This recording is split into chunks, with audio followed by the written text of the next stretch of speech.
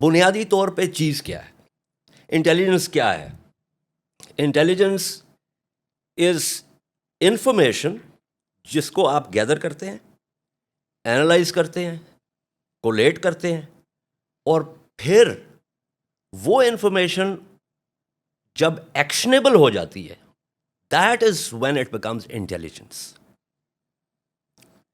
اور مقصد کیا ہے کہ دشمن کا یا جو بھی آپ کا ایون حلیف جو ہے اس کے بارے میں جو جتنا زیادہ آپ جانیں گے, جسے آپ کہتے ہیں انفارمیشن از پاور.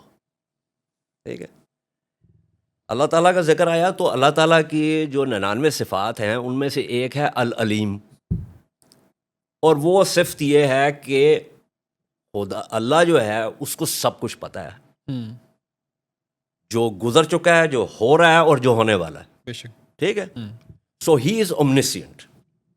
انسان کے پاس یہ صفت نہیں ہے, تو انسان جو ہے اس انفارمیشن پھر ڈیولپ کرتا ہے, اور وہ انٹیلیجنس ایجنسیز کا کام ہے تاکہ آپ کو یہ پتہ چلے کہ آپ نے دشمن کی کیا قوت ہے, وہ کیا کر رہا ہے. اس میں آپ صرف ملٹری اس کے حوالے سے نہیں ہے, اس میں انڈسٹریل اسپیناج بھی ہوتی ہے, اور باقی یہ ہے کہ مختلف انٹیلیجنس ایجنسیز نے اپنے اپنے ٹریڈ کرافٹ جسے آپ کہتے ہیں وہ ڈیولپ کیے ہوتے ہیں, سسٹمز ڈیولپ کیے ہوتے ہیں کہ کس طریقے سے انہوں نے یہ انفارمیشن لینی ہے.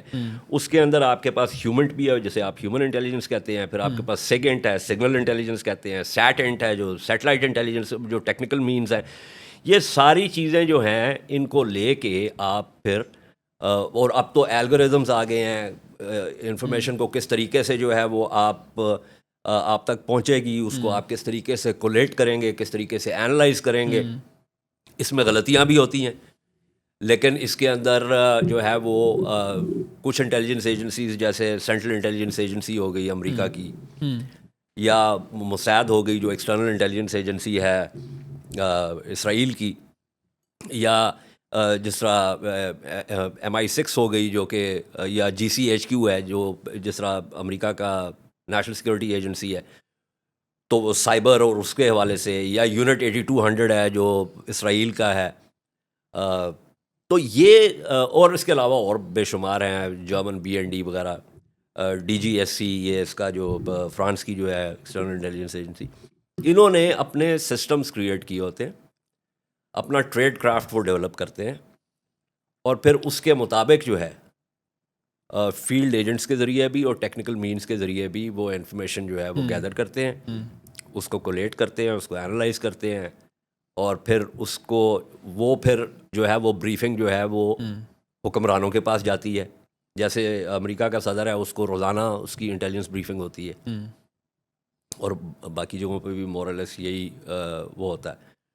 اسی طرح مختلف انٹیلیجنس ایجنسیز جو ہیں وہ مختلف قسم کے کام کرتی ہیں. مثلا جو MI5 ہے وہ کاؤنٹر انٹیلیجنس کرتی ہے, تو وہ باہر کا کام نہیں کرتی, وہ اندر کیا ہونا ہوتا ہے اس کے حساب سے کرتی ہے.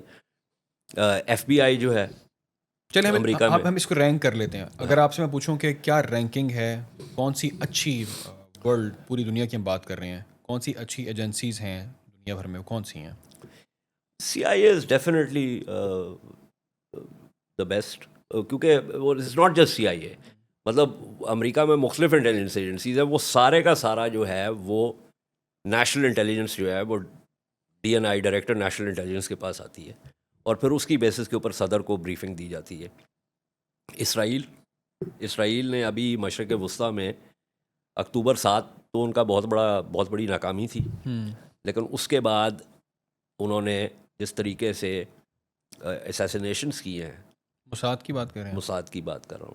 Mossad in combination with unit 8200 Beirut میں, شام میں, تہران میں اور غزہ میں, تو وہ ایک دے ویری گڈ ایٹ دس.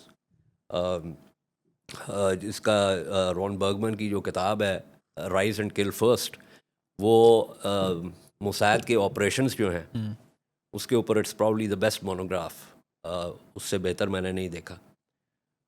تو یہ ہے. باقی انٹیلیجنس ایجنسیز بھی ہیں جیسے MI6 ہو گئی, پھر 5 آئیز جو ہیں اس کے اندر امریکہ, کینیڈا, برطانیہ, آسٹریلیا، نیوزی لینڈ جو ہے، یہ 5 آئیز جو ہیں یہ ٹیکنیکل مینس کے ذریعے لٹرلی ایبزارب کرتی ہیں آل دا کمیونیکیشنز ان دا ورلڈ،